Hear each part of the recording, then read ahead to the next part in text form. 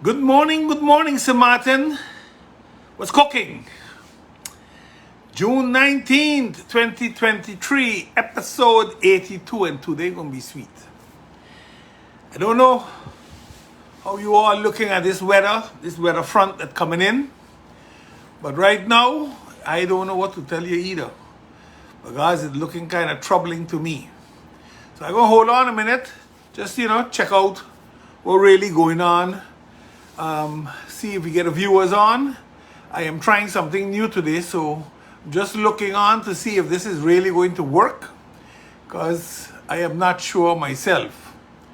And I know there are people waiting there for me to go live, so I'm trying to figure out if I did it right. I'll wait and see while I talk if we will get anybody coming on live.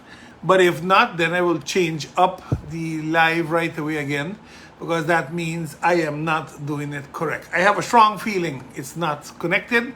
So let me redo something here fast. Oh no, I see we are connected. So I did do it right. Well, let me say this. This last week, we had a lot of revelations, good and bad, for this country. Also, many topics that for a long time have been spoken about by myself, MP Manuel, and a few others, are now coming to the forefront, and coalition members are now jumping in and chiming in for what's happening. There's a lot of jockeying going on in political parties for positions and for leadership. Leadership challenges are definitely on the horizon for, I believe, two parties. So it's going to be interesting. I think those are some good developments for the country. Shake up the parties a little bit, see what's really going to roll out of it, see if everybody is serious. But you got to remember, change is a difficult thing. People are very scared of change very often. You know what you have, they say. You don't know what you're going to get.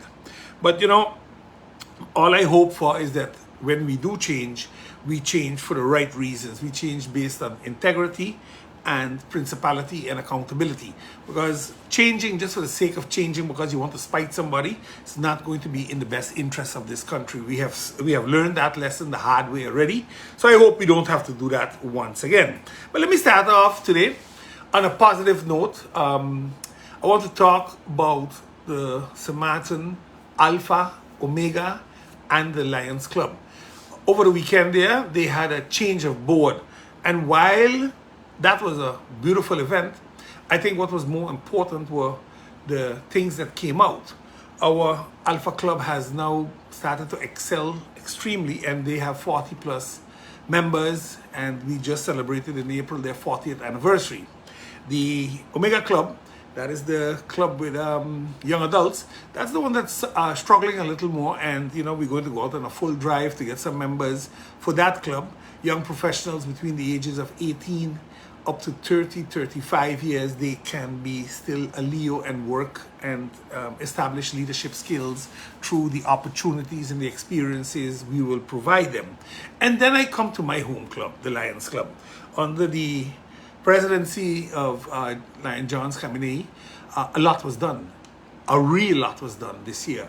While we had enough reasons not to do a lot of things because of the financial situation on the island and the donors, etc., we were still able to do one of the biggest projects we have ever done as Lions Club. That is 2 weeks of eye testing, where over 5,000 people were tested and over 2,600 pairs of glasses, including bifocals, specially ordered in America for 750 people, seniors and youngsters. So no, this club really did some very good work this year. So kudos to all of you, and naturally to our incoming president, Lion Felix Richards, a police officer by profession, who has a really, really, really good idea. I am not going to say what it is because I think the president should have that honor himself. But I'll tell you one thing.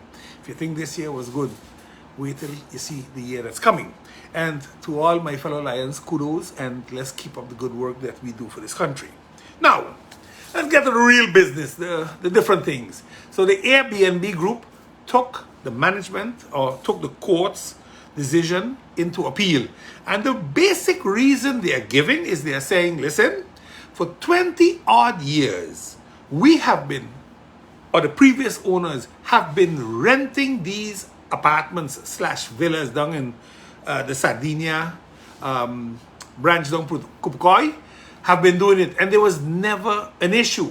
So what's the issue now? Why now suddenly we have to stop? And that was an interesting take on that suddenly we want to use the right of habit.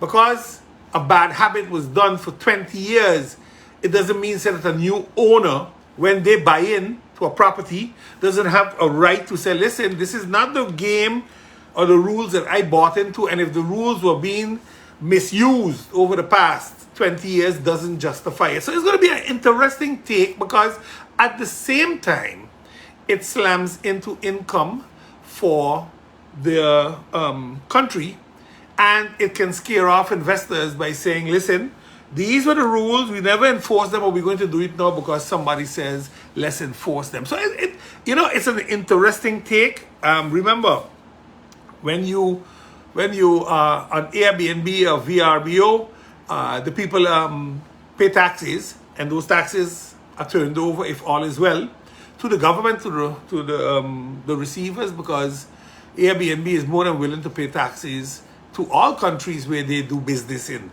So again, I hope that everything is good and that this is worked out the right way so that everybody wins, including the country.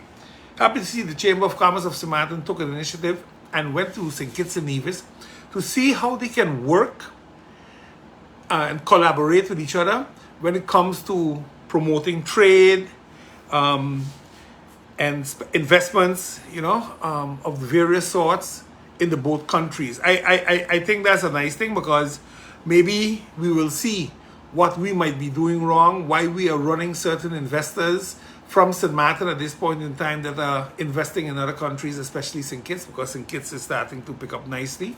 So we need to see what we are doing wrong and where we can fix what we need to fix, if it can fix within the law, or if we have to change the law. I think that was a nice trip that they made, and I hope that the results will be good for this country.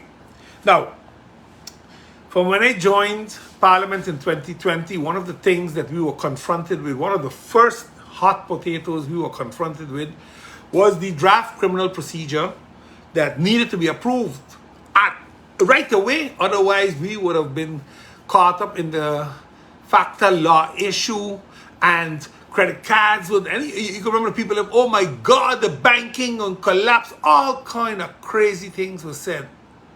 And I can recall we said, no, we're going to really review this thing. We're going to hammer into this thing and see what's really wrong. And it eventually turned out that because we were not reporting correctly to the Secretariat down in Barbados, I think it was, or in Trinidad, that we were being grey-listed. But eventually, when the Minister of Justice that is sitting there now took the bull by the horns, we were not grey-listed nor blacklisted. We were okay. And we had a term to get certain things in order, including putting into the criminal law certain requirements. Requirements with terrorist financing, requirements with money laundering, etc., etc. Requirements that have been there before already. What they didn't need was what we took out. Now, finally, Parliament went through the draft criminal procedure. And you're talking about over 600, 700, 800 articles of law that were reviewed meticulously by a law firm that was contracted to do so.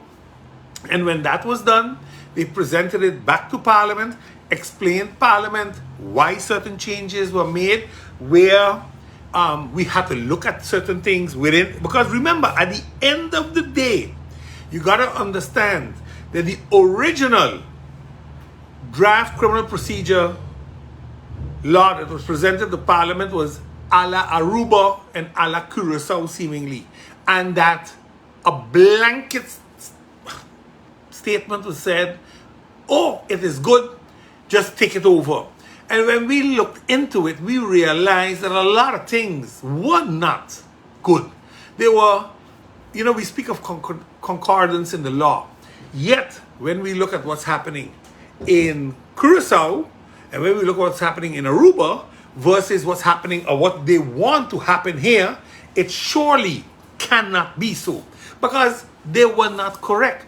If it isn't needed in Holland, why is it needed here?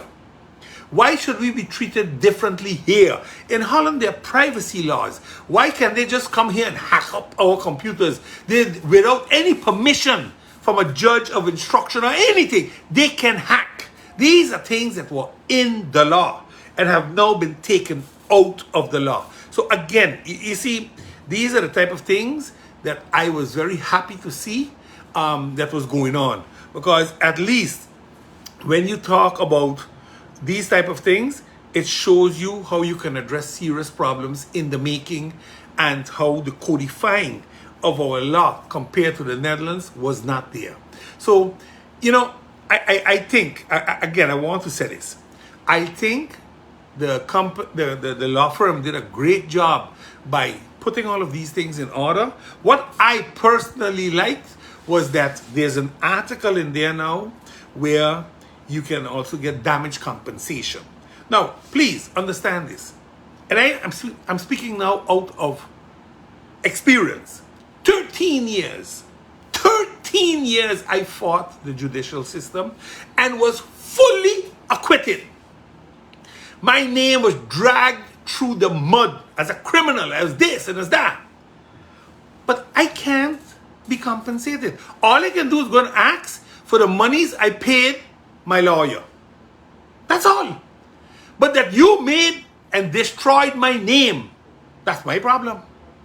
That it's on top of Facebook, that's my problem. That it's in social media, that's my problem. Well, there's a law now that was added in, a damage law. A damage, so where you can ask for damage compensation. And in that law, things change. Because you can go back 10 years. You don't go to taxman and everybody just go back and come for you. Now a defendant can go back. And the country, because they're the ones that have to pay for it, they're going to be held accountable. And they're going to have to figure this one out themselves.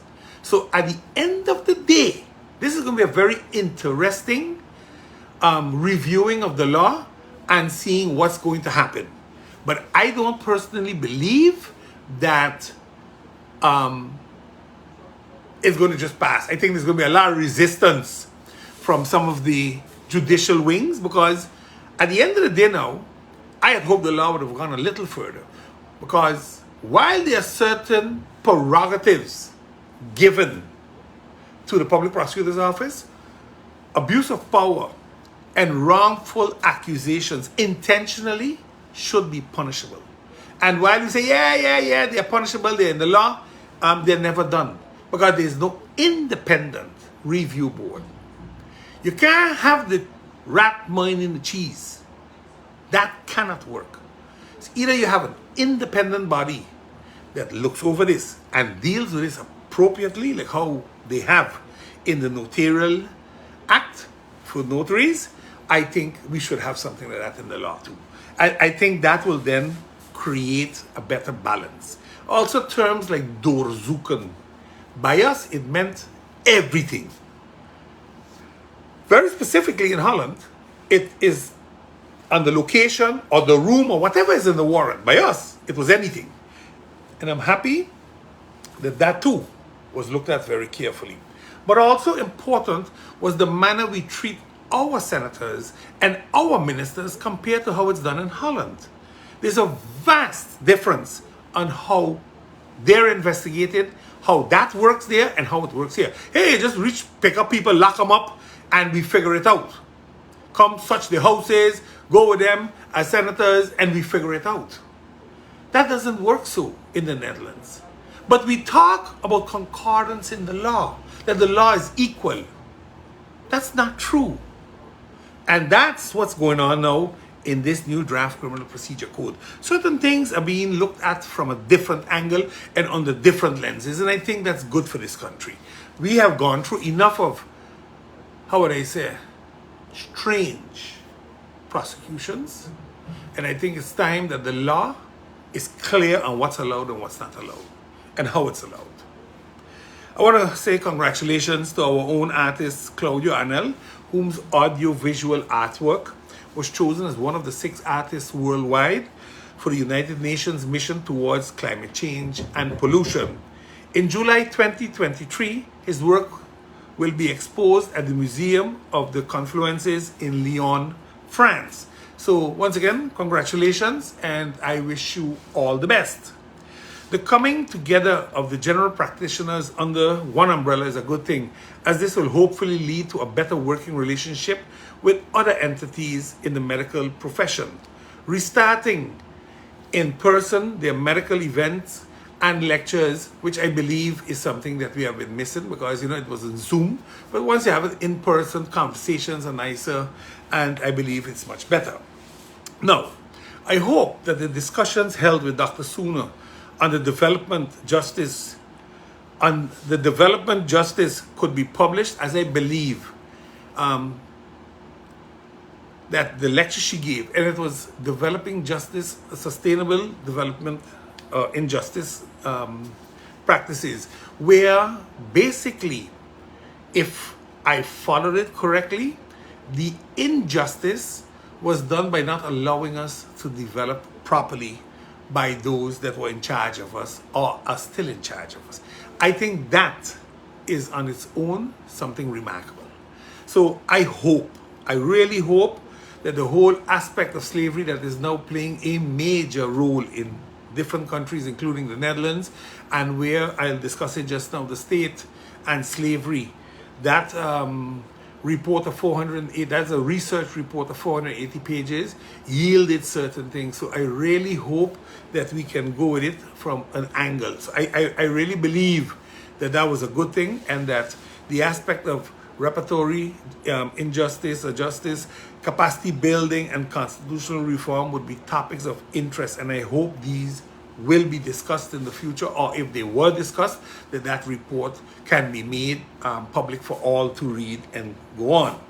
Now, there was also a discussion in Parliament about the change of our capital from Phillipsburg to Great Bay and other roads that carry names of persons associated with slavery and are considered criminals because of what they did. That we replace those names with a new name. Now, I am sighing because I don't know what we are trying to achieve here. While I understand it, I understand John Phillips, what all he did,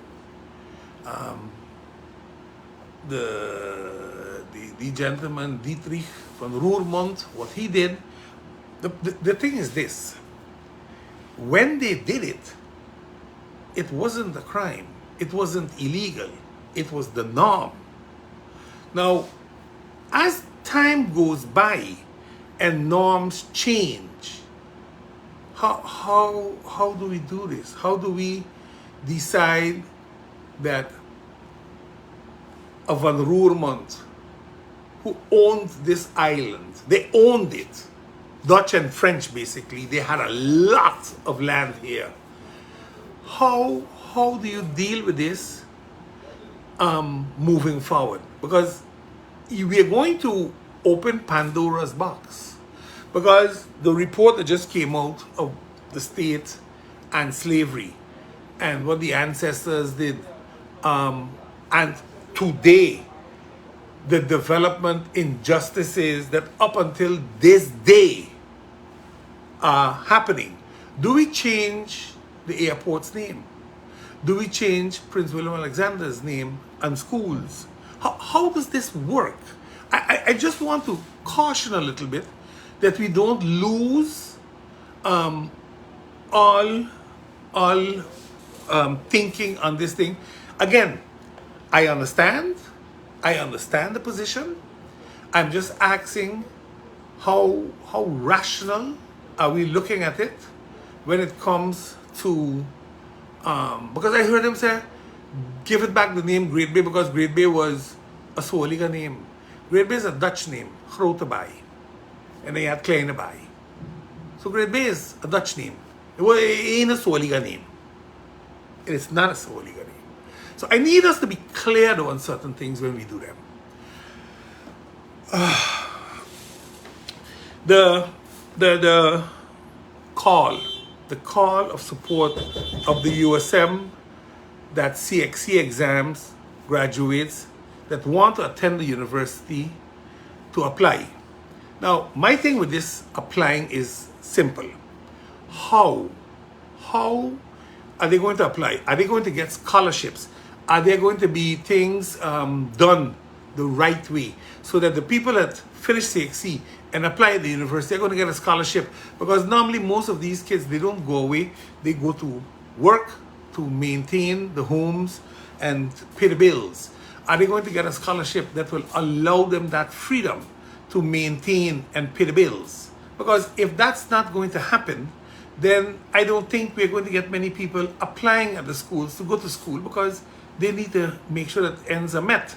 So again, it is something I really hope that the government can look into this.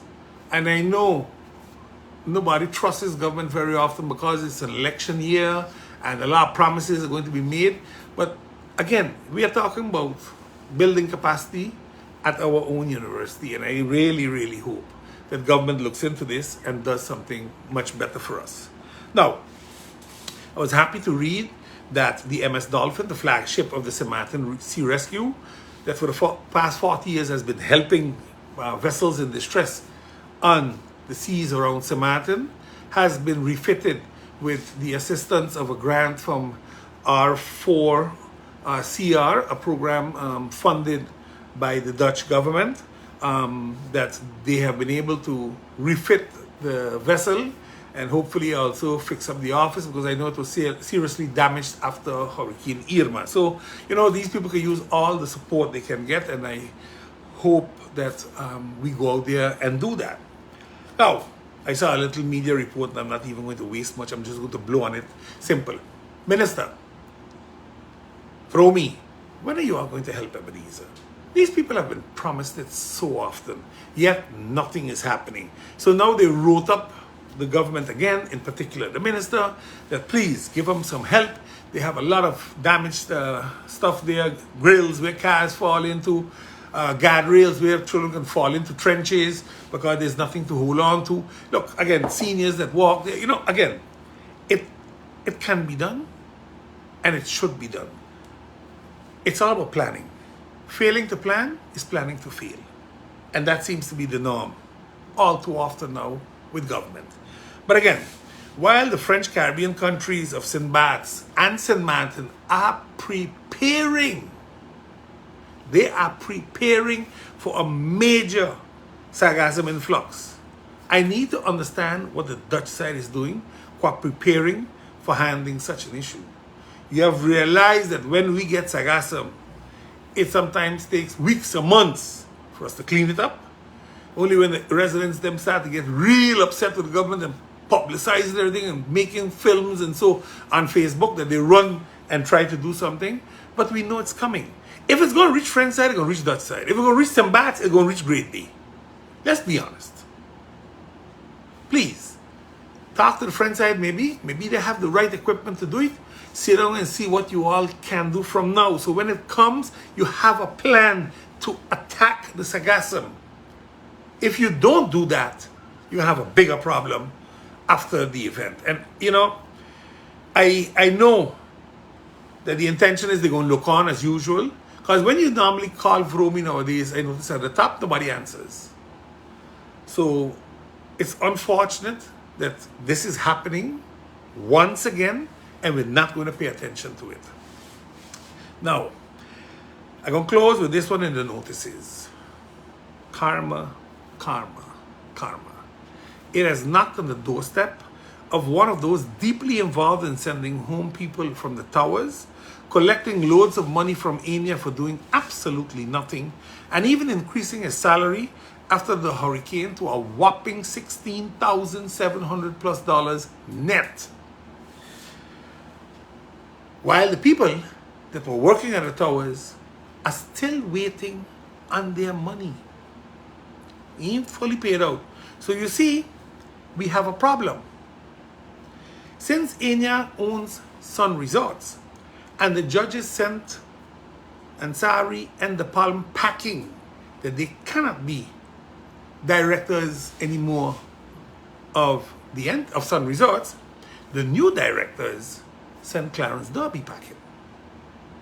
They said there is no reason that you should be working here yet and be paid, and we're going to dismiss you, and there's no severance pay either, because you haven't done nothing for the past few years since the hotel closed in 2020, and before that, you wasn't doing your job anyway. And you know what the funny part was? The courts agreed with it. The courts told them you all are fully right, and sent Clarence packing too, and told him he can pay all the court costs too.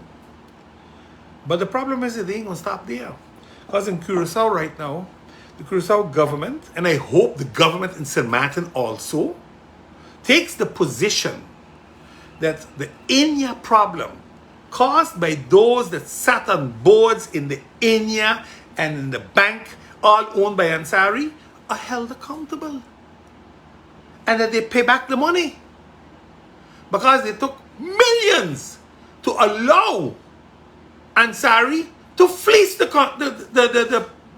bank, the pension fund, take all the money out of the insurance company. They were on the board and this saw it happening, and not a man or woman said anything. And today, you're in court crying for money. You all have no shame, brother. None whatsoever. But I hope that this time around, it's dealt with accordingly. And all those that was excluded in the initial court case will not be, because the government of Curacao and the government of St. Maarten, who are the shareholders of the central bank, are responsible for fixing Enya. So let's see who all going to protect who right now. Because that's what going to end up being. Remember, we had presidents of the courts, governors, ministers, all of these were on this man's payroll, and allowed what happened in Enya to happen. So please, don't come talk about, oh, is this and oh, is that. The facts are clear. So I hope that the billion that was scammed and removed out of the insurance company illegally is put back in legally, so that the country don't have to fork up unnecessary money once again for something that they didn't do. PJIA, what's truly happening there? The constant fear of the PJIA employees has finally gotten the attention of at least a coalition member who has made a motion and asked that an independent firm does an employee satisfaction, dissatisfaction survey. While I believe it's a good start, the major issue at the airport is the constant intimidation of employees, the constant suspension of employees, the dismissal of employees for mostly BS reasons or agendas needing to be filled. The evaluation of the PJIA management by the PJIA holding through a third-party company well-versed in dealing with surveys of dissatisfaction and detecting abuse of management practices will reveal the truths at the airport, and hopefully then lead to the dismissal of the CEO. The PJIA holding management must ensure that what's happening is correct and lawful at the airport. Also, the whole aspects of employees being allowed to be whistleblowers and not be fired because of the so-called confidential documents must be reviewed and implemented. Because if it was there, Michael Hyman would have never been able to be fired. But again, as a whistleblower in the interest of the company, they dismissed him because agendas needed to be filled. The fact that an employee was recently suspended for 3 days without pay because they found a document on her server that speaks of his incompetency to truly run the airport is remarkable. And I say it's remarkable because that document is seemingly the document that was used to suspend Audrey Jack. So if you suspended somebody else right now, then why is Audrey Jack still at home? Why is Audrey Jack not put back to work right away? Why is she still suspended at this point in time? I don't understand it. And maybe, just maybe, something can be done. Because this is clearly playing games with people's lives. You know, I hope people start coming clean, because this is going to get nasty just now. This is really, really going to get nasty just now. And, you know, when people feel that they have nowhere else to go or nothing else to lose, they're going to do bad things. And I hope and pray that that doesn't happen in this island. But then you hear a statement made that another criminal investigation is ongoing at the airport for wrongdoings between management and staff. And this is just simply now becoming crazy. Because I got a feeling, if what I'm hearing is correct, that the same people that were bringing documents to the public prosecutors to arrest and fire Hyman are the same ones involved in the investigation now. But now they're the target. You see, now they are looking at who fixed contracts, who benefited from contracts, etc., etc. So it's going to be a very interesting something at the end of the run. So again, is the merry-go-round also going to be investigated? Remember, they picked up a merry-go-round down there on Welfare Road. They brought it to the airport for an exchange and concessions. Is that too going to be investigated? But I was happy to see that the airport gave a masterclass on conflict resolution for many of the managers at PJIA. But the real jackass wasn't there. He should have been in that class. That he understands how to deal with the staff instead of only fighting with them. Maya, you know, sometimes what you hope for isn't always a reality. And I had really hoped that he would have been in the class and that eventually he'd have learned something on how to deal with people instead of how to manipulate people all the time and try to fire people and suspend people, etc., etc. But again, like I said, things are going to start happening just now when the survey comes, and all those that were playing games will be exposed, because this survey, if what I understood from the leader of the UP, MP Bryson, is that this survey is going to be one that is done without you knowing who said what. So that would be great. So let's hope it turns out well and we know where we're going. Now, the state and slavery. The publication shows the state's role. Last week, Thursday, I believe it was, the Minister for Interior Affairs and Kingdom Relations sent a letter to the second chamber. I'm not going to delve into this too deep because I want to read the report. There was a research report done of 480 pages. And the minister said in her letter to the second chamber, the Dutch second chamber, that it's very clear that a painful view became evident when they read the publication of the 480 pages that was done by some 40 different authors and researchers under the auspices of the Direction Group, which comprised of persons of institutions of the Netherlands, Curaçao, Suriname, and other institutions directly related to the slave trade, like, for example, the National Institute for the Dutch Slavery Past and its Legacy, NICI. Now, this research, this instruction, this motion, was accepted back in July 2021 based on a motion from the Christian Union Party, who asked the Dutch government, and this is where you got to understand that it makes so much sense, to have an independent national investigation done on the slavery past and make clear what has taken place during the slavery times, on behalf of whom and how, and publish this.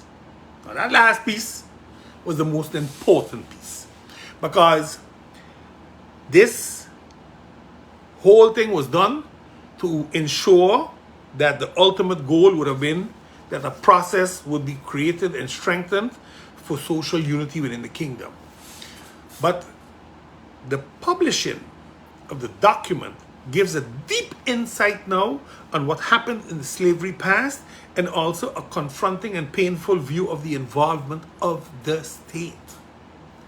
And when we said the state, that means the government of the Netherlands and the royal house, because they were part of the state. Now, it goes deeper, because the research also says that the apology did a great service, because it was needed. And I'll get to that piece of the apology, because while the state made an apology, the royal house did not make an apology, because the king wanted an independent study done. But the king knew that an independent study was already being done since July 2021. So in December 2022, when the 19th of December, to be very specific, I think it was, when Prime Minister Rutte and all the other ministers, everybody went from Suriname to all the other 6 islands in the Netherlands, Antilles, and in the Netherlands, and they apologized. They gave an apology on behalf of the country and the kingdom. And at the end of the day, the king said he was waiting for the study to be done that he commissioned to see what the involvement was of the royal house. Now, the involvement of the royal house is very clear. Between 1675 and 1770, they received 3% of the profits of the slave trade. That was approximately 3 million guilders those days, or 600 million guilders in today's currency. Yet, you have to look further than that, because if 1% is 200 million, that means 100% of the profits was 20 billion that was derived out of that trade. But more yet, because how many people suffered traumas? How many people died in this trade? All of these things are not part and parcel of the numbers I just mentioned, because that's the profit that was made off of the trade. That's the profit that was made. And then the government of the Netherlands thought it would be wise to make 200 million available to share up between all the islands, so we can do a little development justice. And this is where Dr. Sooner, in her presentation, is going to strike gold in a lot of these places, because it's clear, it's really clear that something bigger is taking place right now than it was taking place before. There's things now coming to the forefront. They are being printed. So this isn't something that we thought we knew, or we speak about it, or we don't speak about it. No. It has now. It was a national investigation, and these are the results. This changes the picture. This changes the way we look at things. This changes the forum of the discussion. How do you move forward? How do you fix what needs fixing? Because it's not about reparations, people. It's about development of the country and its people. There's a big difference. And I think that's what we have to look at. That's where we have to focus on. Because if we don't do that, I think we are walking down the wrong aisle on this whole affair. Now, I don't know what to even say. The Ombudsman said it first. The Integrity Chamber is saying it now. When will the people and the Parliament of St. Maarten accept that there is a serious issue with the way the tenders are taking place within the Ministry of Railway? When? When somebody get picked up and locked up? Then we can do it. I mean, the first time around, a clear call was made of fraud and non-transparency, etc., etc., etc.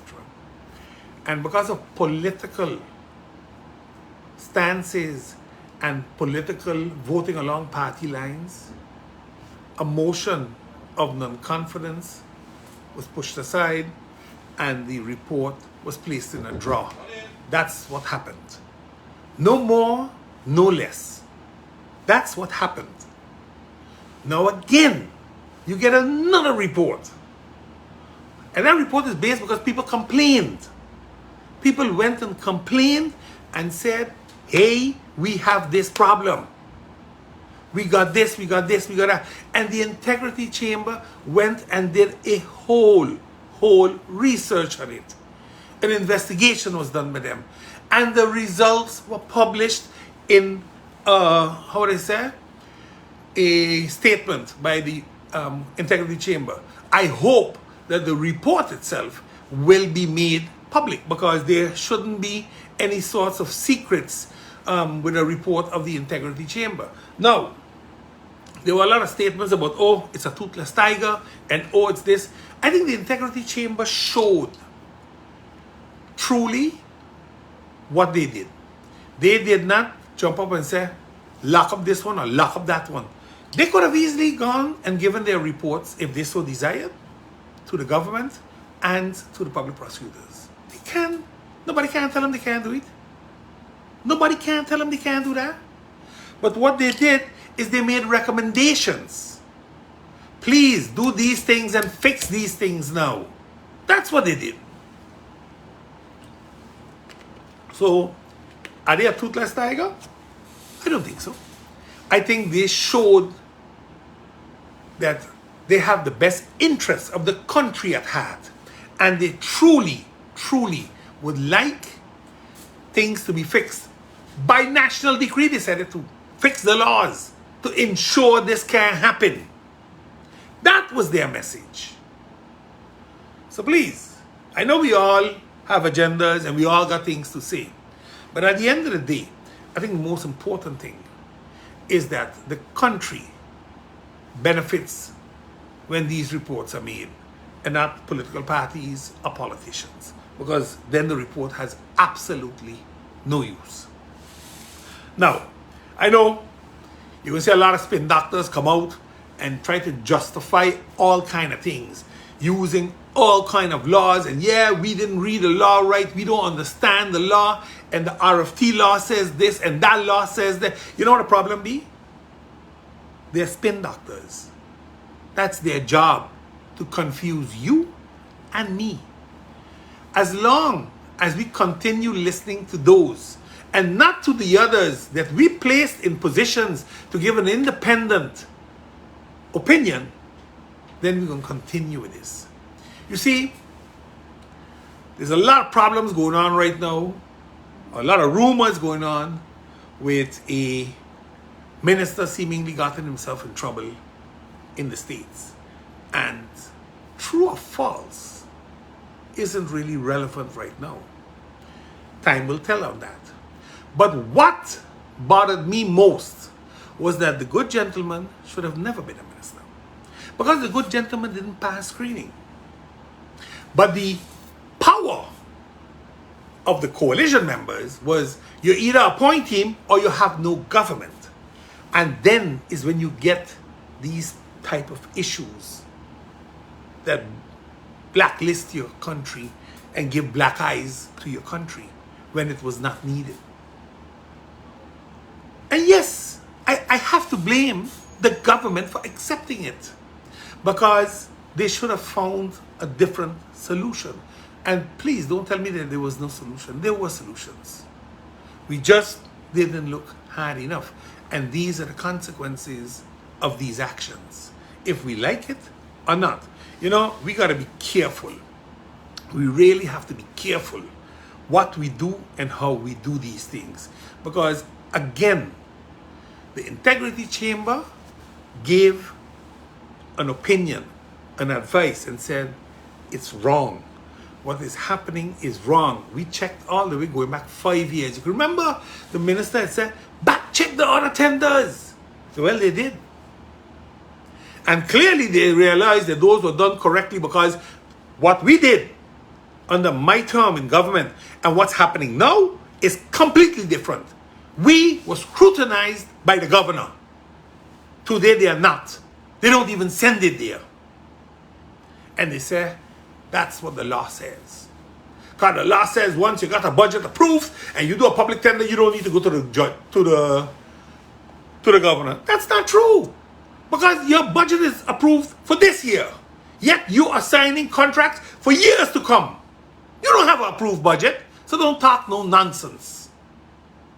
It hurts me when I see educated people talk stupidity. All in the name of putting a spin on something politically that is wrong. Because at the end of the day, you know who pays for it? We do. We the residents. We pay for it. Nobody else does. Because the politicians are not held accountable. And when the prosecutors come and they do craziness, they're not held accountable either. The country always pays. That's the oldest one. So please don't fool yourself when I think you could spin everybody, because you can't spin me. I gonna call it as it is. Maya, it is, like I said, it is what it is. You know, the best one I liked was when they told me there was a judicial platform that discussed these issues of the national decrees. Now, mind you, this judicial platform, they said, included a judge. And the judge said, no need. And I said, and this was done April, May, right? He said, yeah. That's when it was done. I said, I thought so. Because the minister wrote the memo on March 15th. So he didn't know what it was. And then the spin doctors came in to fix the wrong he did with saying this now. You understand what I'm trying to tell you? This is craziness, what's happening in this country. Because it is way before the so-called judicial platform took place that a memo was written on March 15th by the Minister of Romy telling the Council of Ministers, we ain't doing this, we ain't doing that, this is what we're doing. No explanation. None whatsoever. No explanation. And you see, these things will continue going so because they believe they're above the law. I mean, I'm going to talk about it just now. But we got serious problems with some other contracts. And we're going to address them, not to be negative, but to be cautious. You see, if we allow the government to continue putting their head in the sand when we bring up issues, showing the wrong, and asking them to please correct it because they know how to do it correctly, and we don't do anything, then we shouldn't complain when it goes wrong. Because come election, you're going to see, once they start cheering, everybody's going to start collecting, and we back in the same boat after elections. Let me ask a simple, bold question. So there was a signing in Holland between the Dutch, the French, the Collectivité, and Great Bay. Everybody went up there and they signed a cooperation agreement, I think it was. And I have to ask, because the different MOUs were going to be signed or are being signed, and I have to ask a simple question. What's in it for country Sint Maarten?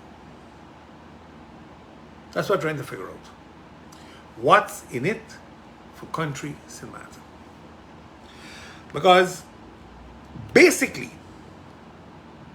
they're talking about police cooperation, maritime cooperation, immigration cooperation. All those things are judicial cooperations. Those things have to do with the country packages, with the rule of law, the strengthening of the rule of law to ensure, listen carefully, to ensure that cross-border crimes are stopped. Money laundering and terrorism financing are stopped, because these are the headings they love to use. International crimes are stopped. Maritime has to do with hot pursuits in French waters when they're going after movement of drugs, when you have police assistance is exchanging of information and hot pursuits across the borders.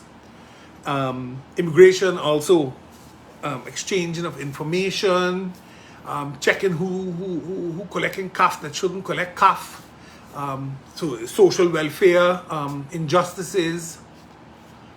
And I'm saying to myself, okay, I understand that. I don't have an issue with it. I understand it's something that needs to be done.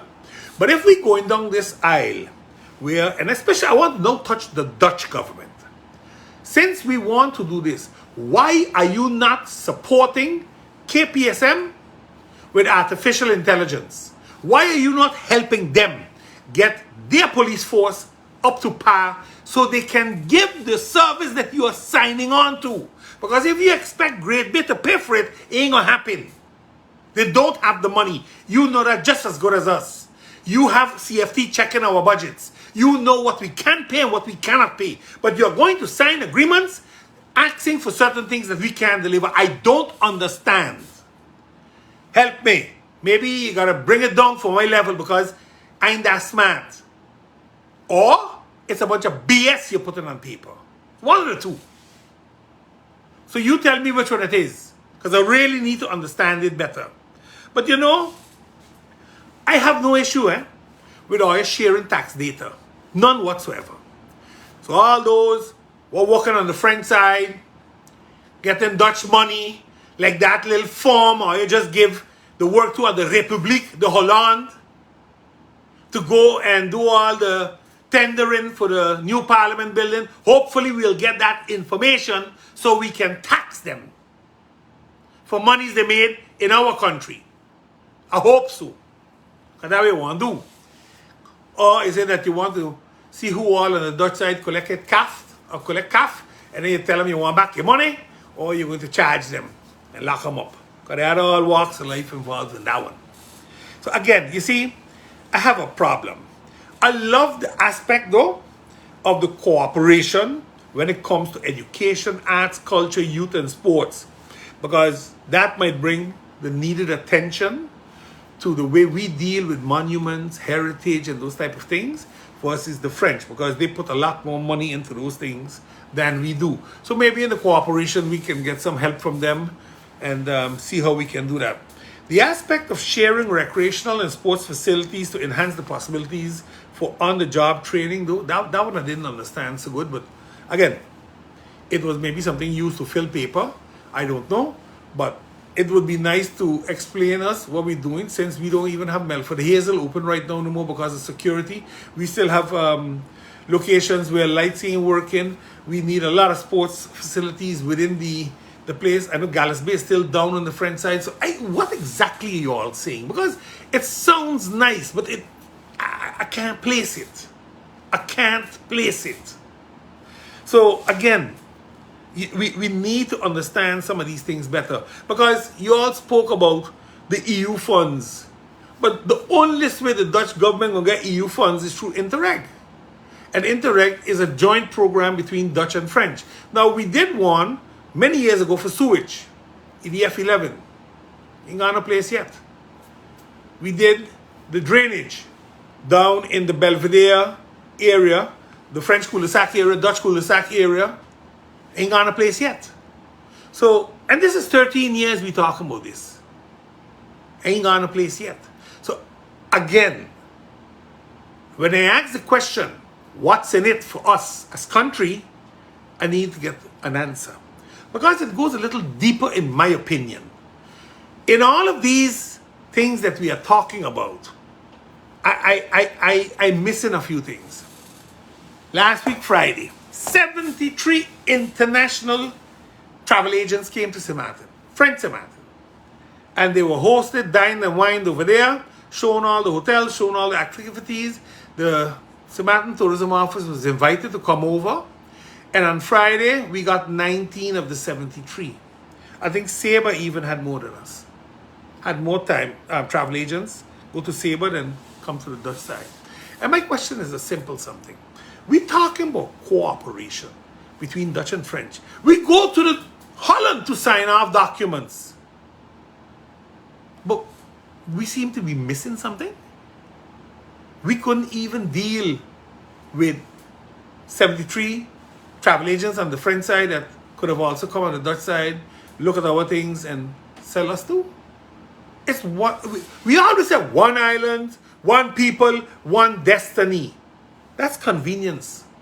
Because here we had a clear opportunity to do something, anything happened. And I ain't no pun to nobody. But please, when we say things on one side of our mouth, please make sure the other side is saying the same thing. Because we are not acting what we talk. That's my problem. And then I have a problem that we go out and we say these things. Because, you know, you're reading, we're in Holland signing, baby, and then you're reading this other thing, same newspaper. I'm saying to myself, Lord, man, Jesus. You all, the right hand don't know the left hand doing. But again, what I didn't see, what baffled me most, was not a peep about fisheries, agriculture, climate change, disaster management and firefighting, health, water, waste management, energy production, and sustainable economic development. None of these are part of any MOUs. But this is what we need to keep this country afloat. So again, climate change is a reality for everybody in the world. Our Dutch boats can't fish in French waters. But we ain't talking about that. But we talking about pursuing the drug boats. Our priorities are totally screwed up when we want to talk cooperation with the French side. I heard Dr. Petit in a live stream interview with the water issues they had. I ain't getting into that discussion right now. But I go back and play that live stream and listen carefully. I listen carefully. Because we like to whap, and we don't know what we're talking about. Because it sounds nice. Elections coming. Let's fill the air with carols of election time. You know, Christmas, we just do the same thing. Well, that's what we're doing right now. Everybody got a story to sell. But you know what? The story ain't true. The story has no value, really, for the country economically. And that's my problem. But hey, any partnership that we could get, I hope it's not a sinking ship. Because I'm scared. Just to be honest, I give him my opinion. Thank God to the banks to give a loan to Belvedere to fix Prospect Estate with a loan of $3 million.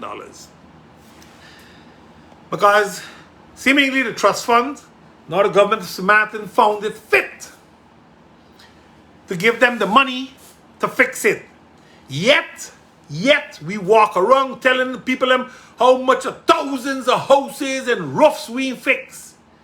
And in Prospect Estate in Belvedere, barrage of families living in substandard conditions, stopped paying rent, court cases, all kind of things went down there. That the Housing Foundation had to get a commercial loan of $3 million to go and fix it.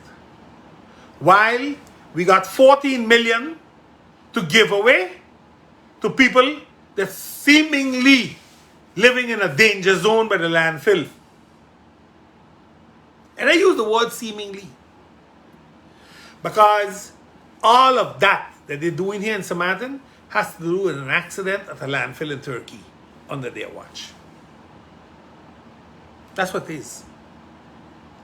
You see, sometimes it's good for us to get some more information on why people do things. You can't give $3 million to go and fix the homes of houses that were built back in 1998 after Hurricane Lewis by the Dutch government and then turned over to the government of St. Maarten to manage, and the St. Maarten Housing Foundation was born, and all they were managing these homes. I am not going to get into the history of why we are in this situation today, but we created that situation, not the Dutch. We created a situation where we were giving people 1,000 guilders write-off of their rents. And today, we don't want to give the same Maarten Housing Foundation money to fix the houses. We expect them to fix it when we know the people are not paying because they can't afford to pay it. You see, people? That's the reality. Instead of walking around like jackos, handing out one key with 50 people around you to 1 or 2 apartments you fix, when you got towers ain't fixed yet. And you ain't giving them the money to fix it neither because you don't like who's sitting there. Man, y'all ain't serious, man. Y'all ain't serious. But then, hey, let me at least thank the Maarten Housing Foundation for doing what needed to be done. Even though I know it's y'all's responsibility, you all deserved a little better help. Yes, they did give some help. Yes, they fixed some places. But you know what? You can't just pick and choose where you're fixing. Everybody in there have a right to a decent home. Everybody. And especially when we're making monies available to do these things. I think they spent more money on the landfill thus far, on paying consultants and all kind of stupidity, at least $17 million compared to what they put in Belvedere thus far, where people are living. Because we believe garbage valued more than people. Call a spade a spade. And who vexed? That's a problem. I really don't care about who feels I am pushing the envelope a little too far and a little too hard. But unfortunately, you cannot treat people equal to other things that are not human. You cannot do that. But we do that, and we do that with a smile on our face. Drinking champagne and toasting. Because we in power. The same fellas that used to scream might is right are practicing it today. But yeah, it is what it is, people, if we like that or not. But again, like I said, the Housing Foundation has taken the bull by the horns, and they're trying to increase and enhance the living conditions of the tenants there that have been suffering since 2017, 6 years nearly, to be precise. Come September 6th, it's going to be 6 years, and a lot of people have been living in bad conditions.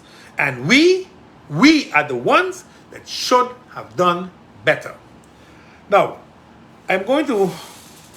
I had something that I wanted to discuss today, but I'm going to leave it for next week, and that is the energy transition to green energy, because it hit a serious snag. But while I have a good bit of information, I need some more information to close it, because the European Central Bank is doing a lot of things also that when you read it, you wonder if it's reality. But I have this heading I always go on. Did you know? And then I want to use, from now to elections, what's sharing for elections.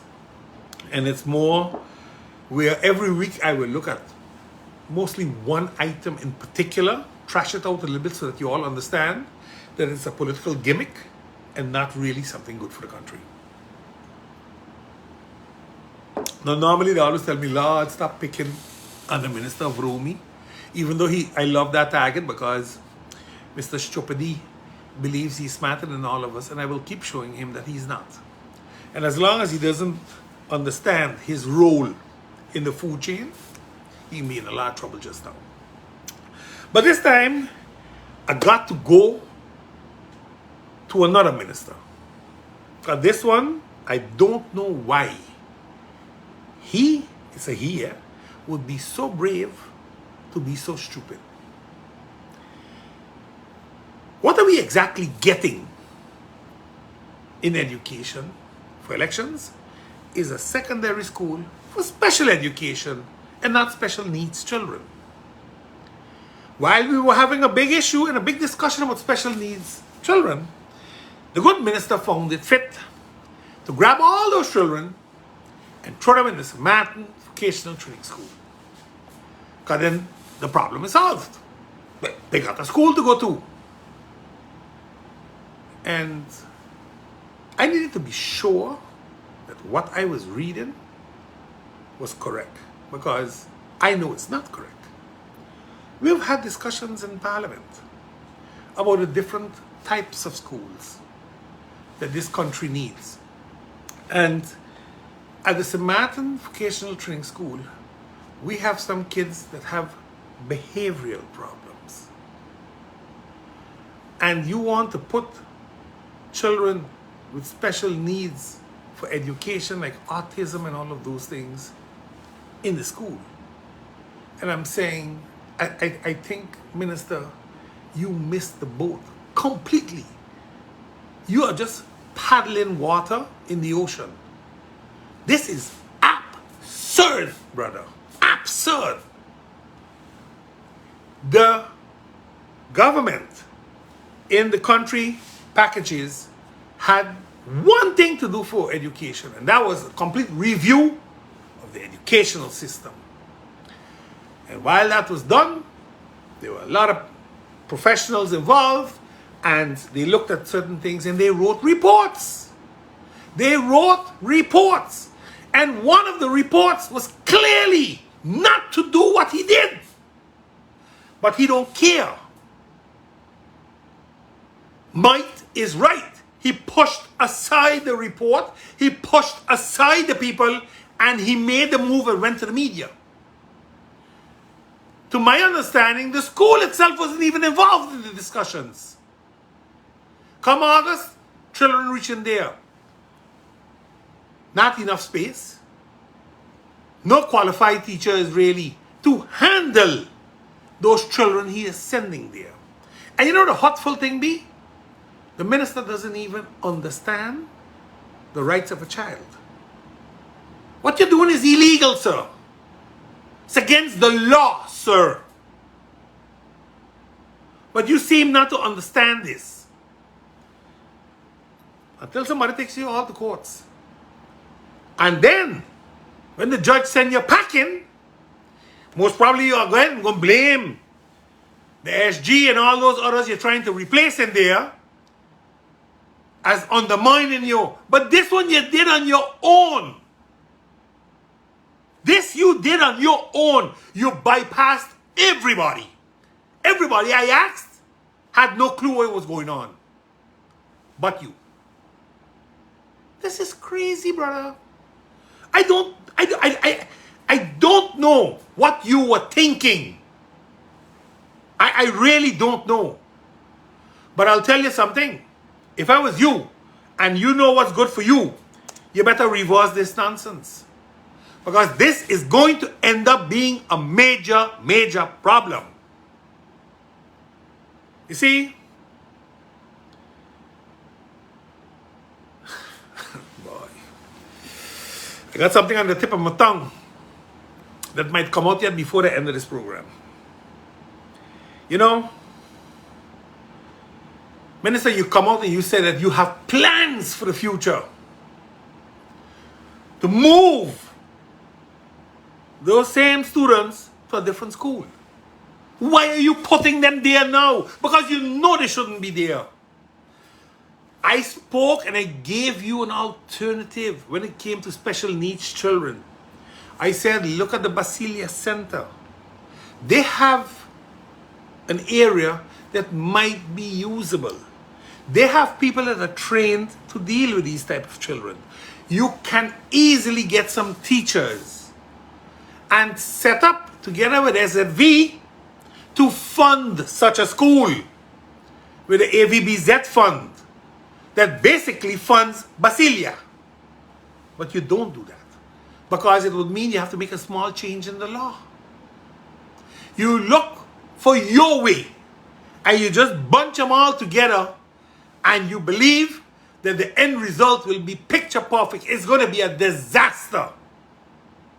And you know who losing? The children. Those are the victims, not you. You got your education. And this is what the Prime Minister, an educator, stands by and allows to happen. These are fundamental problems I have. Because no educator can tell me they don't care for children. And I know the Prime Minister cares for children. She was a great educator. But every time I see these things happen in education, I need to wonder what's happening. What's happening in that government? She seems not to have control. She seems not to be able to tell them what to do or what not to do. That's why we got a problem with the Minister of PJIA today. Because he was appointed when his screening was negative. But if he wanted to keep a government, she had to do it. She bite the bullet, and today we got a problem. You see, these are issues that we have to be cautious with. I understand politics. Please, I understand it. I know the game. I understand that. But I cannot accept this stupidity in education just like that. The teachers have to stand up. The school got to stand up. Somebody got to stand up and say enough is enough. Maybe the parents got to say, you know what? I'm going to take this to court. I'm going to take this to courts and challenge the minister. Because this is going too far. Maybe a lawyer should make themselves pro bono available so that parents of these special needs children have an outlet because they can't afford lawyers. They pay a lot of money already to get their children educated because of their needs. So please, respect the UNICEF rights of a child. Respect it, sir. Otherwise, get out. Get out of there. Because for years, they have been talking about Sint Vocational Training School and the issues and so. Suddenly, in March, Parliament says, we want a plan of action, we want and 3 months later, it's made. But a plan of action is not made on the recommendations of what came out of the government with its experts that were brought in to do this. To the contrary. To the contrary. So, let me ask a few questions publicly, and you answer them whenever you think is right, and I would hope that you do it on Wednesday. What did the country educational review state on the needs for a school for special education needs of children? Is it what you are proposing now? As you had already stated before, all kids would be placed in the Sint Vocational Training School. You said that already. So, is that what the report said? Is the school able to carry the school population and meet its classrooms usage properly, or are they all going to be cramped up now? Are the teachers available, or are we going with what we had before this decision and plan was made by you? Now, these are just 4 simple questions. If you can truthfully answer them, at least the people of St. Maarten will know what we're up against and how we move forward. But in my opinion, all of this that you did is for political mileage and is a political gimmick. It is not in the interest of the children. It is not in the interest of this country. So please, don't say it is. I don't want to talk bad about you because I have a lot of respect for you. But what you're doing, brother, is way, way, way off course. Go and listen to the professionals you have working for you. Listen to them, man. You pay them a salary. Listen to them. Listen to the experts. Stop being ignorant. And don't leave your ego take the better of you. I expected better of you. Much, much better. Even though we might disagree on topics, I expected better of you. I really, really did. But again, like I said, they are rights of the child. And if you get a lawyer pro bono, I myself willing to challenge your backside in courts. Let's see what will come out of it. Our airport CEO. So now, last week on the show, somebody said in something about how the CEO contract was extended to December 2024. Now the reason I'm saying extended, because the contract that he signed goes until the 6th of January 2024. And 6 months before the contract expires automatically by law, if nobody wants to extend, then there's nothing. Otherwise, negotiations will start. And I know the CEO said he wanted his contract extended, so he had put in, I think, for a year. And seemingly, somebody said it was extended. Now, the thing for extension is very simple. The supervisory board and the CEO are going to discuss an extension and the terms of said extension, and then the shareholder has to approve such. So, is the supervisory board the board of the PJIA, or is it the one of holding? Because he works for PJIA, that is supervised by a supervisory board, but his contract comes from holding. Holding is his boss. So is he negotiating with that board? And is the government then, as shareholder of PJIA, his werkgever, his employer, are they the ones to approve the extension? Because he's a statutory director, so I think it goes up the ladder. I believe it goes up the ladder. But again, it's not clear in the contract because the contract doesn't speak of PJIA or PJIA. It just says PJIA. So it's a little open. Nevertheless, that is something to be looked at. But then there's more things going on, because now seemingly Parliament has a motion that was passed, provided by the now, that a survey has to be done. A dissatisfaction survey should be done by an independent company that is specialized in such, and then they will see if the CEO is doing his job correctly, and if he's not doing his job, thank him and let him move on in January, because it makes no sense to extend anything with a CEO that is not functioning. So again, we're going to see, but you never know. You never know.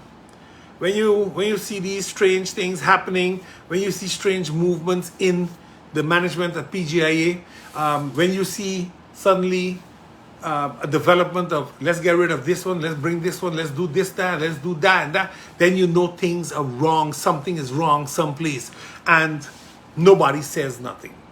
But at least elections come in, so there was one good thing. There are a lot of votes at the airport.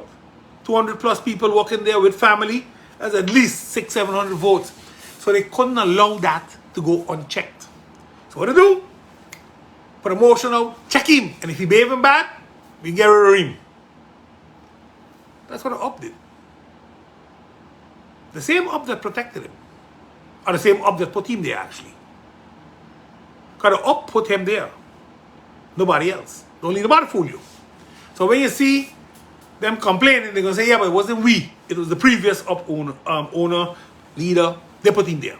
That's how this works. Blame game. End of the day, who's suffering? The people in the country. This is politics, people. Because politics is now started. When you see this type of maneuvering, it's because they are maneuvering for a better position. Not because they want to help the people. Because if they wanted to help the people, they would start a year ago. And then make sure that we didn't have the Audrey Jacks and the Mikey Hymans of this world. Because the same people that sit in Parliament are the same ones that were involved in the whole Mikey Hyman saga and talked about it and had dossiers and all kind of things. It wasn't me that went to Lottery Farm and meet with people and got dossiers and all those things. It wasn't Van Camper. It was the leader of the government. They were there. Let them say the truth, man. Come out and say what it is. I always say there are two things I don't like. Liars and hypocrites. And I'm going to expose the lies and the hypocrisy. Because this is crazy what's going on. People are losing their jobs. People are being suspended without pay. This, I don't know. But again, you know, like I said, a lot of things happening now. I heard them say there's another investigation ongoing, and that was said by a member of government. So again, if that is the case, If that is the case, how come those documents, because they ain't documents from the last 2-3 years, how come those documents didn't reach the RSC and the TBO those days? How come only very specific documents reached? Again, like I said, I ain't getting down into nitty-gritties right now. But there are connections that we need to make. The CEO, his whole group around him, connections to the ministers or minister, all of these things have come to light just now. I hope contracts were not extended based on friends and family. Because, so like how everybody say, oh, look what I do to Mikey. They say, oh, look what I do to the CEO. Oh, look what I do to this one. I had my share, you know. So, me balling, me complaining, I deal with it. But I can tell you something, it ain't no easy deal. You think you got friends and just wash things away for you, it ain't so. It ain't so. It don't work so. But let's talk about something else. I find this what I'm going to talk about, it's going to be a little controversial, but I think we need to talk about it. Marriage equality.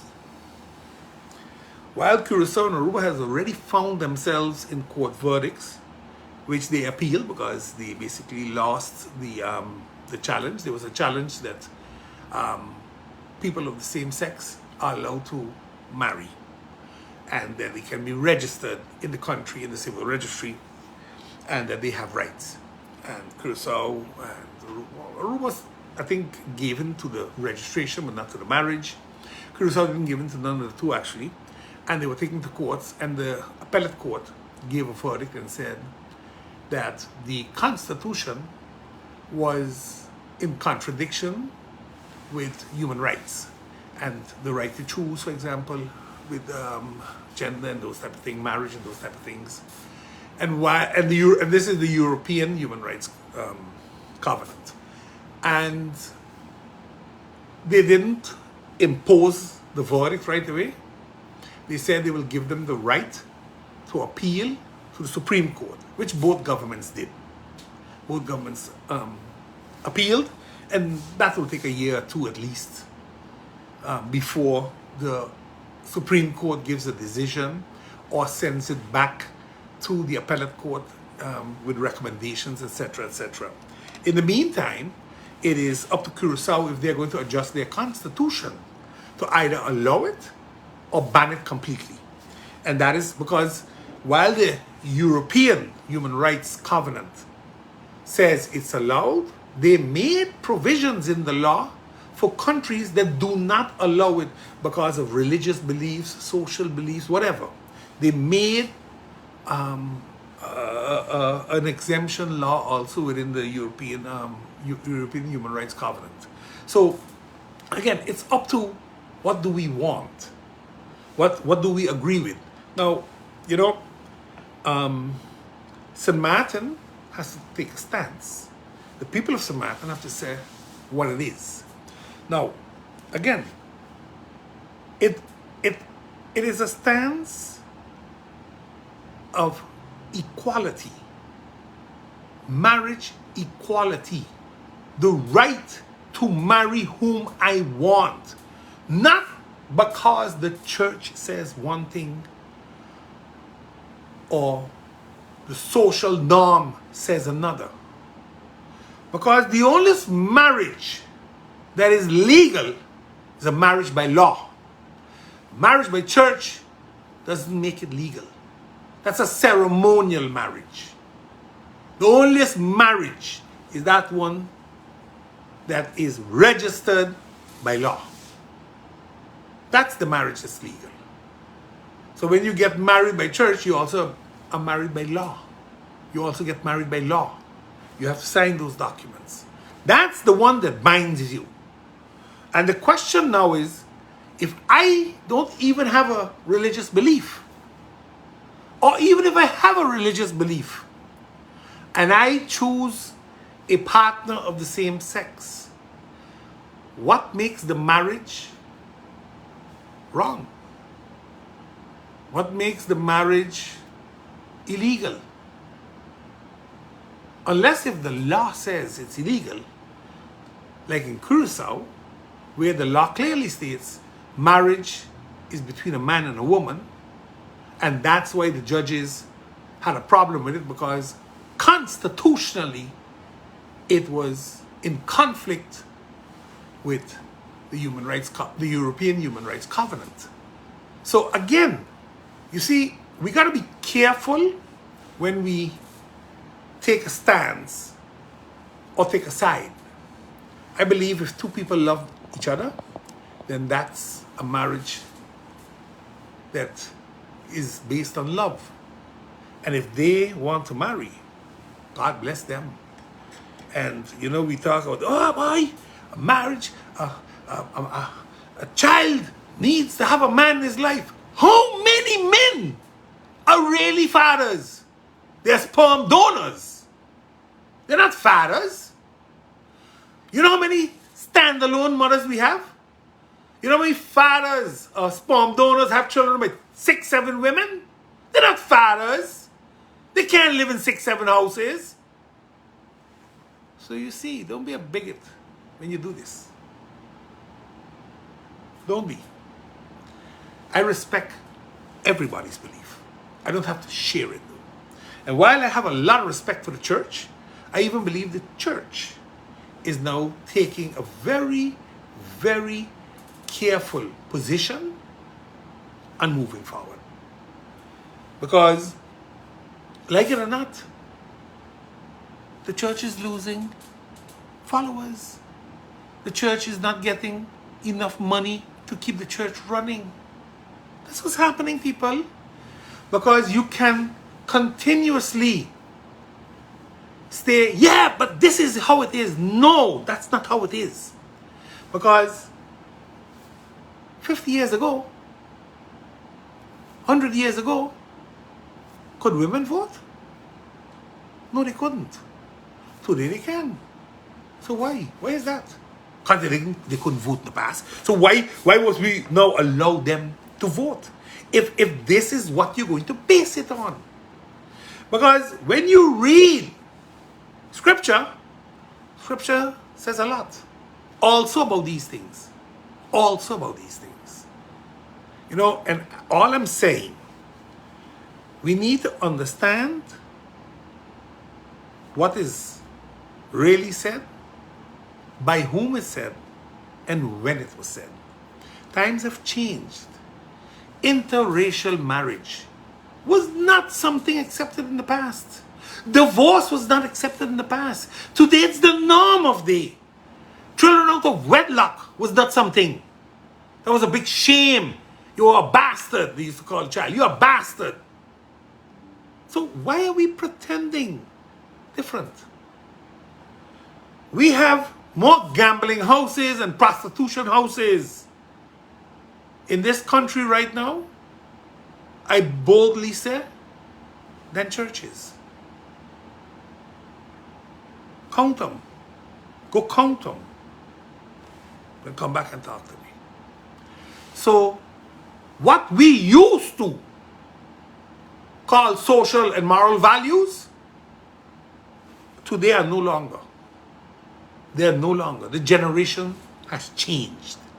And either we're going to change along or stay behind. And yes, some people might say, oh, you talk so because of your family. No. I talk so because I believe in it so. That's my personal belief. Again, I always have said, and I'm going to continue to say it, two things I don't like. I don't like liars and I don't like hypocrites.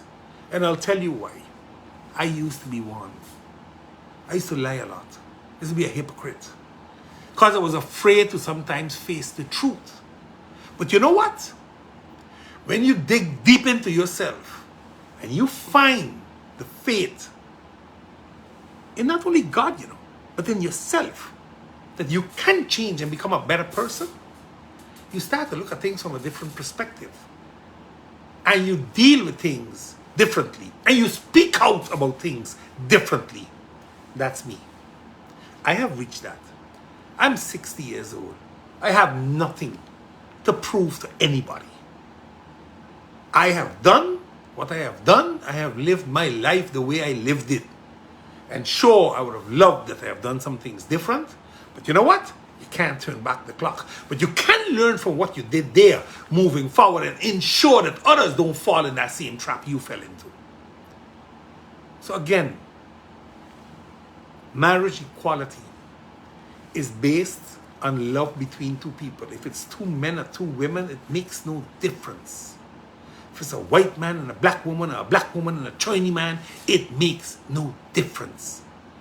It's the love that counts. Because I am sure when they love each other, they'll take care of the children they adopt, or they even get themselves. You know, we need to understand that the upbringing, the way it was 50 years ago, is not the upbringing of today anymore. Youngsters today are brought up by social media. They're not brought up by parents. Parents are working, trying to make ends meet, because 70+% of our population is living below the poverty norm of $3,500 a month.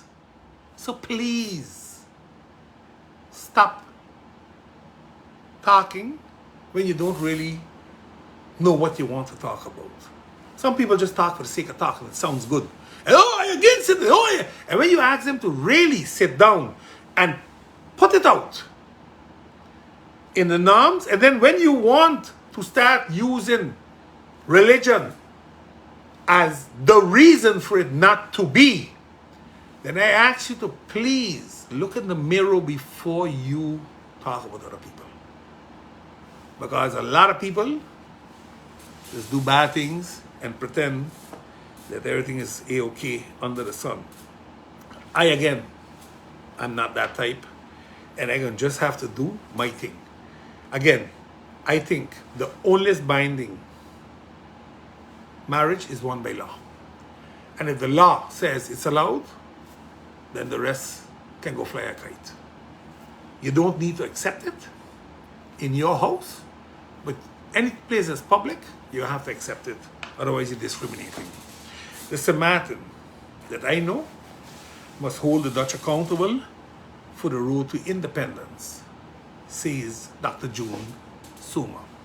Now, this is an extremely interesting topic, and I'm going to delve into it because I realized that there was an article written today in the Daily Herald. I unfortunately didn't get a chance to read it well, so I know next week I will have that for sure, and I'm going to be talking about the whole transition of green energy and the stumbling blocks of the high interest rate towards this new field of energy.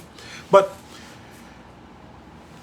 the good doctor stated that we should stop crying about brain drain, because in today's world, with today's technology, everybody can be consulted, talked with, discussed. So there's not really a brain drain. They're just physically not here. But there is no brain drain. We can get to them if we need to get to them. And I think that was a very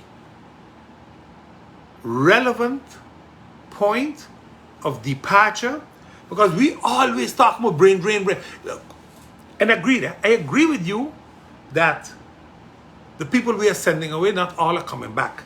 And one of the reasons for that is we don't have jobs for them. We haven't created enough jobs for them.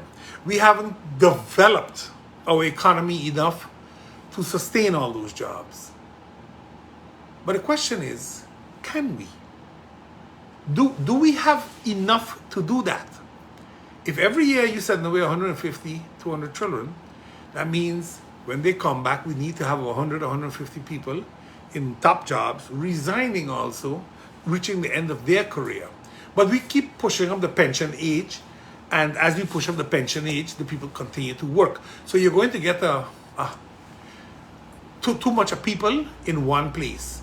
So they go abroad, they go look for a job abroad, and they make a better living, they get a better payment. So these are facts of life. These are facts of life.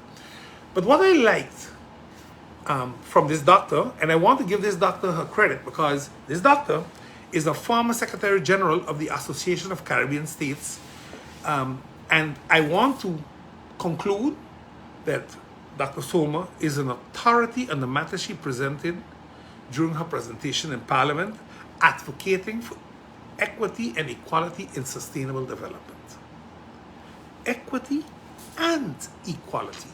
Now, equality is one of the things we always fight about, but it's that equity piece that we always missing. And that's why I said equality is not necessarily equality. Because if I got all the land and money and me and you equal, but you the renter, we are not really equal. Because I'm a rich man and you're just a renter. And these are the things that we have to start talking about. And I think this is where Dr. Soma made an impression on me in the aspect of the development injustice. Because that, yes, we can put at the foot of our colonizers that you should have given me the chance to develop. Now, remember, for 50 odd years, we were Netherlands Antilles. So who was responsible for St. Maarten developing? Who had to do these things? Was it Willemstad? Was it Philipsburg? Or was it The Hague? Who are you going to blame? Because the Netherlands Antilles had autonomy. So if you had autonomy, was it that the Netherlands Antilles should have taken care of our business? I don't know. Listen, again, I'm not going to say A or B. I want to read up more on this because I think it's a great term. The term development injustice or sustainable development injustice is a big term. And it's easy to start looking for faults and people to blame instead of, in my opinion, so how are we going to solve it? What are we going to do to solve it? I think that's important. That it happened. Yes, slavery happened. How do you solve it? Where do you go with it from there? Because I'll give a simple example. What is being discussed now, and I can find myself in a discussion like this, is that because of slavery, genetically, people were taught to eat a certain way. And because of that, diabetes was something that has become genetically in most people from the Caribbean. That is, for example, something that is medically now, or has been medically researched and seems to have been proven that way. Now, that's a discussion you can have, that you would like some assistance with your medical setup because of you want to go down that road, the road of slavery and the way people have to eat and what's in the system and etc., etc. Look, again, there are ways that it can be done. There are things that you can discuss. But again, at the end of the day, it is something that we have to really, look at and we have to have discussions with all parties, not just some parties. All parties. And when we do that, I honestly believe that we're going to do much more for our people and our country than political mileage gaining. Because at the end of the day, you ain't going with nothing when you go in your grave. And you hope the people respect what you did and don't change your name. Again, next week I'm going to delve into this real good. I want to just read up on the Daily Herald. I'm going to see if I can get a hold of the good lady and maybe even have a little telecom conversation with her and to ask her, because I need her to make me think deeper in this matter. And I think the lady has the ability, the good doctor has the ability to make us think outside of the box and look at things in a different way, in a different perspective than we have been looking at it for a while. I think that's how I feel, and I hope I'm not, I don't have the wrong impression of the ability of a good lady. We have to learn this. We have to understand this. Not because we believe we are doing a lot means that we are getting a lot done. Because we're like busy bees. but we're not really bringing home the bacon. We are frying a lot of bacon, but we ain't bringing it home. In closing, I have a few things. I need to understand justice. If somebody gets in a fight and swings a tire jack at somebody because he felt threatened, whatever. Another one pulled a gun and shot somebody, the person died. And guess what? They are tried for attempted manslaughter, attempted homicide, whatever. Then you have another case. Somebody is driving a car without a license, overtakes, and causes an accident. 2 people die. I would believe that vehicular manslaughter is factual. You caused the accident. You killed somebody. But because of the circumstances, the judge gave a fine, did not revoke the license, did not impose a prison sentence, nothing. I'm trying, honestly, to understand the rationale in how we deal with deaths. An accident is an accident. Please, let us not confuse a traffic accident. Somebody has a traffic accident and somebody dies, it wasn't their fault, they should not be punished. But this was clearly the person's fault. 2 people died, and you give them a fine of $10,000. You can, I don't know. I'm sorry, but I don't understand that judicial rationale. I really, really don't. I notice we are attending meetings, and I'm talking now about this Dutch-French meeting we had. We signed agreements that mean in reality very little for our country's economy. I think we need to start making agreements where there's something in it for the country, something economically. And if there is nothing, then let us not even worry these things, because right now, the only people that are benefiting from it is Holland and France. They're the ones benefiting, in my personal opinion, not me. I was happy to see that our Special Olympics went up, and I was also very happy that the governor went along representing the country in Berlin while the Special Olympics took place. Very proud of all of those that made it possible for this group of people to travel to their Olympics. In my eyes, all of them are winners. Coming home with a prize, that's just icing on the cake, but you all are winners already. You all made the impossible possible by the desire to compete and train and focus to reach that level. Congratulations to all of you all and all of those that made it possible. Now, I noticed that a meeting was called once again now for the new Parliament building, and I know MP Westcott had asked for one, was never granted.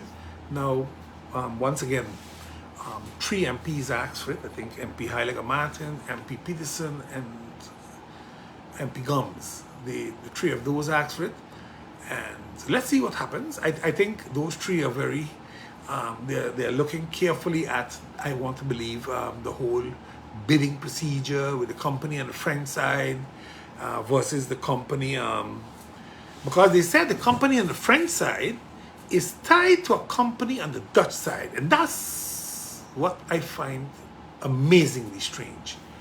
If you have a company on the Dutch side that has a sister company on the French side, why wasn't the work done through the company on the Dutch side using the sister company on the French side? Why wasn't that done?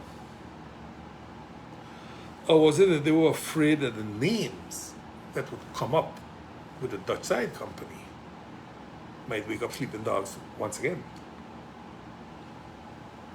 You see, we have to be careful.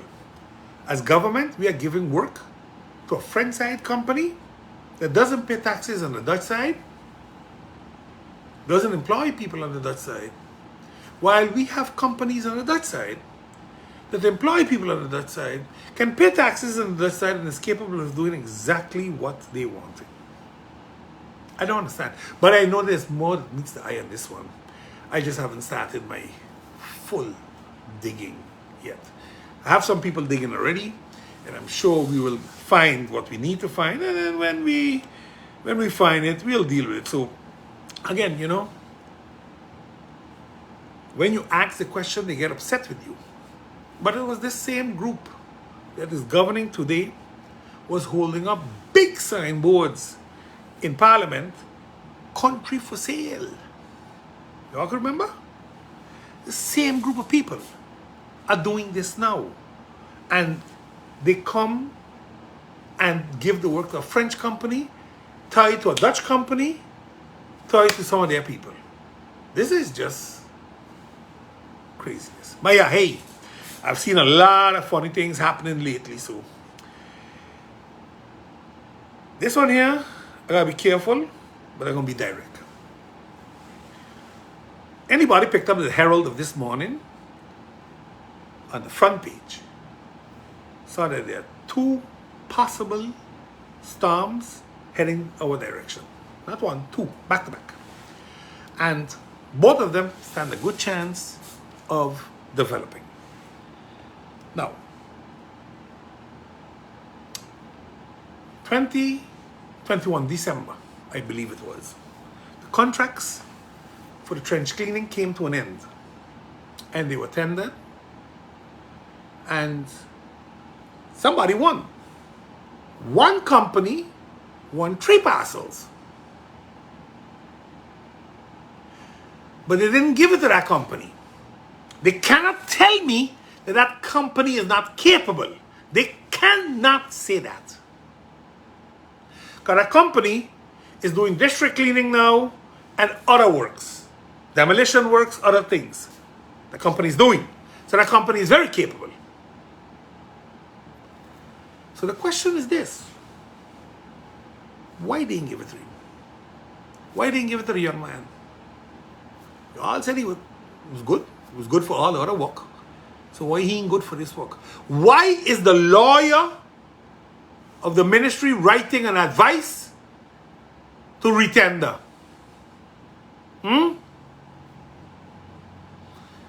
Then the same Vromi people and the same SOB that looked at this tender had the same findings? Or it is that your people didn't get it? I can call it the way it is. Tell her already. I done with the stupidity of hiding certain things. I told you I'm going to expose a lot of things. A storm coming, 2 storms. We are in the 18th day of June. 18 days since hurricane season started. No trenches have been cleaned. No big trenches are cleaned. The stormwater pumps are not working. The 2 big ones in the yard are not working. The big one, the 24-inch we had in Sucker Garden, ain't working. So they got an 8-inch connected. If we get seas to the south side, which means big waves in Phillipsburg, you can't open the fresh pond. Because you're going to flood the pond with water instead of water running out.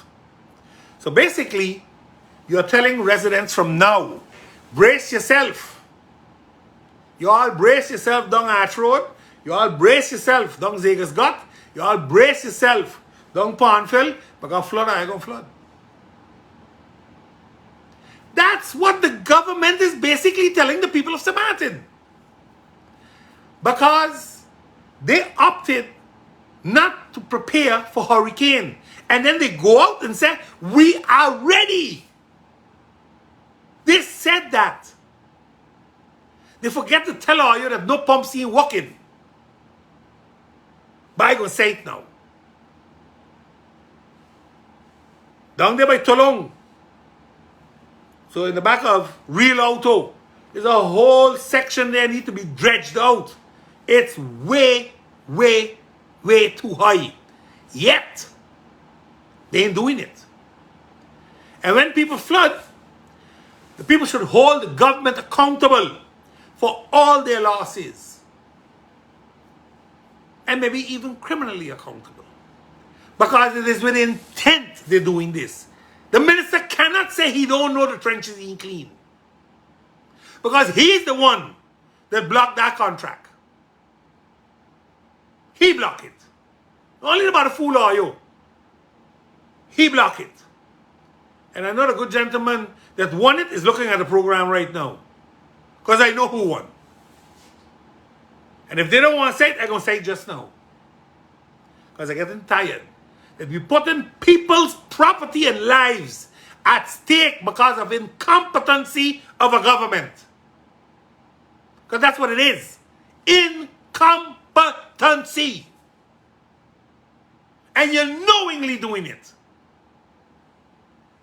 Keep playing. Keep playing and you're going to see what the results are going to be. Because some of you all believe that people just going to accept all your nonsense. Others giving contracts now for security so they could get whiteboards in return to hang up in schools. Keep playing. I got time and patience. Keep playing. Because you all are failing to plan. Because you're planning to fail for this country.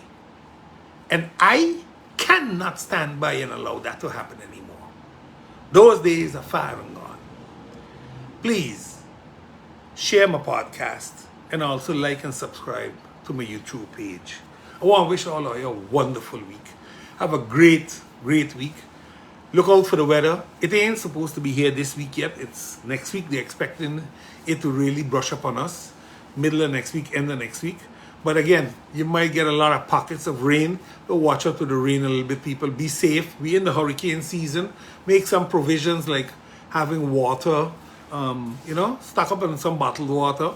Because those are the things that mostly become a big problem. I'm sure everybody got a little can of food here and there. Put away in their press. It is the season. Start getting ready. Don't wait for the storm and then rush go to go buy stuff. Remember, if you have animals, make sure you buy food for the animals and put it away. Get a little extra dose of medication. Put it away. Put away some change. You don't need to put away $10,000. Put away a few hundred guilders so that when push come to shove, you might be able to buy fuel if you need fuel. Think, please. Prepare. Because not enough is being done right now when it comes to proper awareness of how to get ready for hurricanes. Look, I've been in the business for 24 years. I have dealt with, on behalf of government, firsthand dealing with hurricanes. I was trained by some of the best. Joseph Dollison, Glenn Carty, Michael Caperi. These were people that were aces in dealing with hurricanes. You've got to give respect where respect is due. I was trained well by them. So, I would pass on any information I have that I know can help people. And I will have a little separate podcast if the weather starts to get a little ticklish and itchy on what to do. But from now, clean up your yard. You don't need to leave your yard dirty now with plywood all over the place that can fly, or things that can fly, things that can block up a drain beside your house. Don't throw garbage in your drains, people, because it's going to flow down the road, block up, and it's going to flood the whole area that you live in yourself. Listen, be a friend to yourself and to your neighbors. Take care of your gutters. If the government ain't doing it, maybe I come together on a weekend, I go chop it up a little bit and do something. But it is seriously, seriously a problem with the way things are going right now, because the trenches are not ready, the pumps are not there, and this country is going to take a beating if we get a serious rainfall. Bunks is out. You all take care. Talk to you all next week, Monday, once again.